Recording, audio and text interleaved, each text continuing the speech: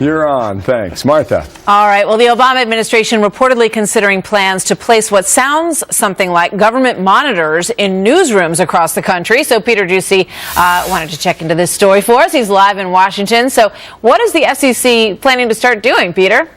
Martha, the plan is to basically turn the tables on news organizations. Normally, reporters try to figure out the who, what, where, why, and when of a particular story, but now the Federal Communications Commission wants to know why stations cover certain stories. And their goal is to make sure the interests of women and minorities are being well represented on air, and that stories about things the FCC finds critically important, like the environment and education, are presented frequently. So here's part of their questionnaire for station owners, managers, and reporters. Here, one question: what is the news philosophy of the station? Another question: who decides which stories are covered? And then another: have you ever suggested coverage of what you consider a story with critical information for your customers, viewers, listeners, or readers that was rejected by management? And a TV station in Columbia, South Carolina is going to be the first to receive that questionnaire, Martha, this spring.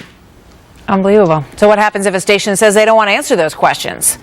The questionnaire is voluntary, but 16 Republican lawmakers have already signed a letter to the FCC comparing this to the fairness doctrine that started in the late 40s and required that equal time went to both sides of big stories. And one Republican FCC commissioner agrees, and he writes in the Wall Street Journal this, quote, "Unlike the opinion surveys that Americans see on a daily basis and either answer or not, as they wish, the FCC's queries may be hard for the broadcasters to ignore. They would be out of business without an FCC license, which must be renewed every 8 years.